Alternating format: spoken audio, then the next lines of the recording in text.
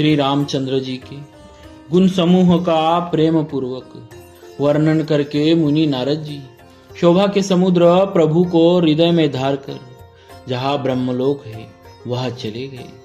शिव जी कहते हैं, हे गिरि जी सुनो, मैंने यह उज्जवल कथा जैसी मेरी बुद्धि थी वैसी पूरी कह डाली।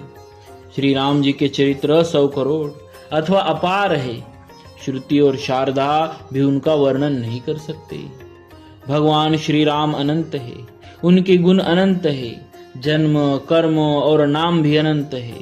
जल की बूंदे और पृथ्वी के रजकण चाहे गिने जा सकते हो, पर श्री रघुनाथ जी के चरित्र वर्णन करने से नहीं चूकते। यह पवित्र कथा भगवान के परम पद को देने वाली है। इसके सुनने से अविचल भक्ति प्राप्त होती है। हे उमा, मैंने वह सब सुंदर कथा कही जो काकभुशुंडी जी ने गरुड़ जी को सुनाई थी।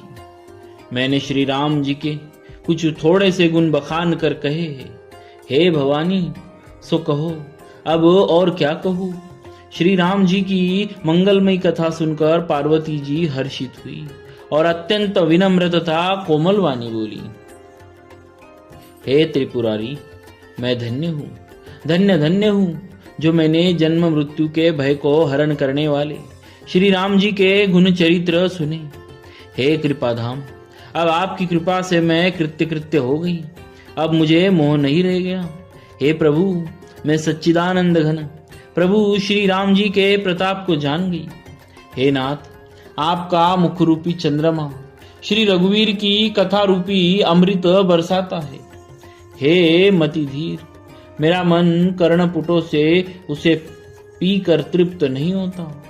श्री राम जी के चरित्र सुनते सुनते जो तृप्त हो जाते हैं, बस कर देते हैं, उन्होंने तो उसका विशेष रस जाना ही नहीं। जो जीवन मुक्त महामुनि है, वे भी भगवान के गुण निरंतर सुनते रहते हैं। जो संसार रूपी सागर का पार पाना चाहता है, उसके लिए तो श्री राम जी की कथा दृढ़ नौका के समान है।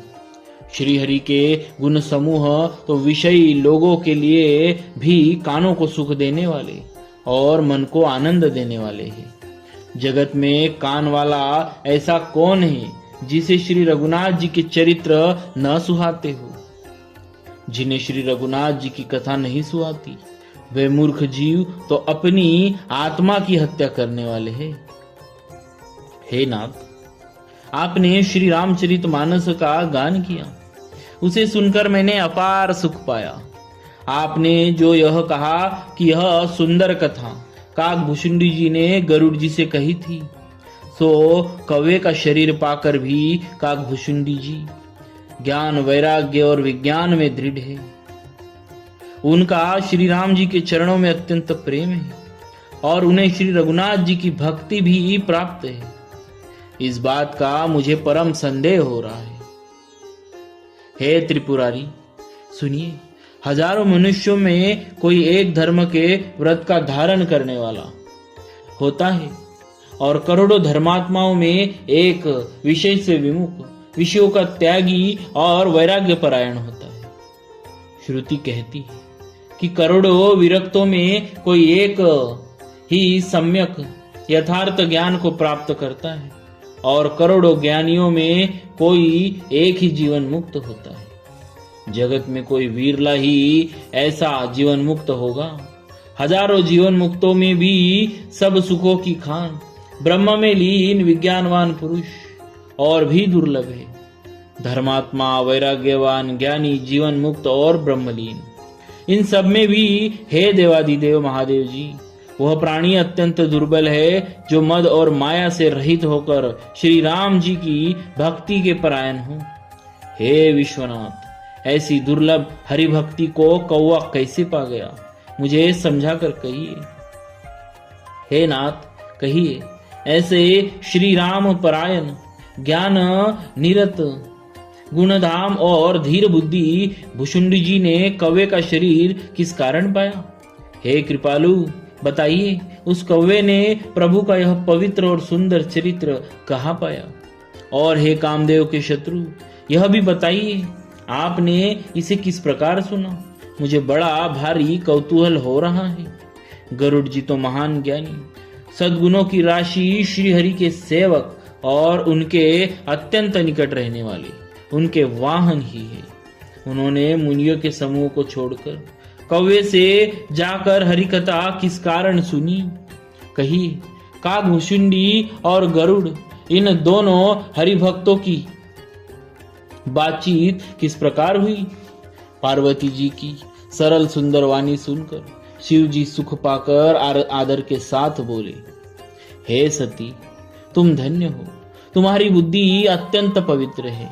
श्री रघुनाथ जी के चरणों में तुम्हारा कम प्रेम नहीं है, अत्यधिक प्रेम है। अब वह पवित्र, परम पवित्र इतिहास सुनो, जिसे सुनने से सारे लोगों के भ्रम का नाश हो जाता है तथा श्री राम जी के चरणों में विश्वास उत्पन्न हो जाता है और मनुष्य बिना ही परिश्रम संसार रूपी समुद्र से तर जाता है। पक्षीराज गरुड़ जी ने भी जाकर काकभुशुंडी जी से प्राय ऐसे ही प्रश्न किए थे। हे उमा, मैं वह सब आदर सहित कहूंगा, तुम मन लगाकर सुनो। मैंने जिस प्रकार वह जन्म मृत्यु से छुड़ाने वाली कथा सुनाई, हे सुमुखी, हे सुलोचनी, वह प्रसंग सुनो। पहले तुम्हारा अवतार दक्ष के घर हुआ था, अब तुम्हारा नाम सती था। दक्ष के यज्ञ में तुम्हारा अपमान हुआ, तब तुमने अत्यंत क्रोध करके प्राण त्याग दिए थे और फिर मेरे सेवकों ने यज्ञ विध्वंस कर दिया था। वह सारा प्रसंग तुम जानती ही हो। तब मेरे मन में बड़ा सोच हुआ कि और हे प्रिय, मैं तुम्हारे वियोग से दुखी हो गया।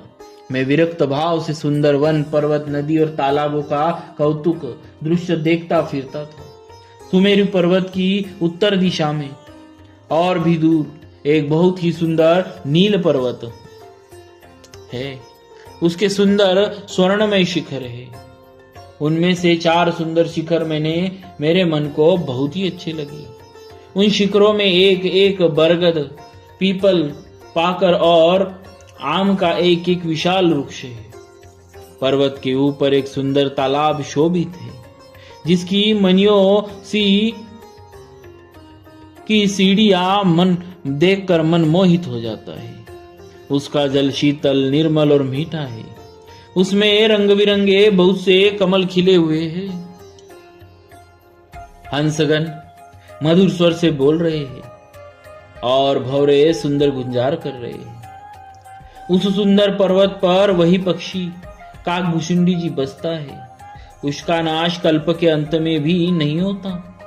माया रचित अनोखे अनेकों गुण दोष, मोह काम आदि अविवेक जो सारे जगत में छा रहे हैं, उस पर्वत के पास भी कभी नहीं भटकते। वहां बसकर जिस प्रकार वह काक हरि को भजता है, हे उमा, उसे प्रेम सहित सुनो।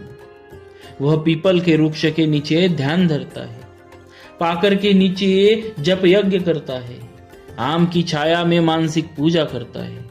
श्री हरि के भजन को छोड़कर उसे दूसरा कोई काम नहीं है। बोलिए श्री सीताराम जी महाराज की जय। भक्तवत्सल भगवान की जय।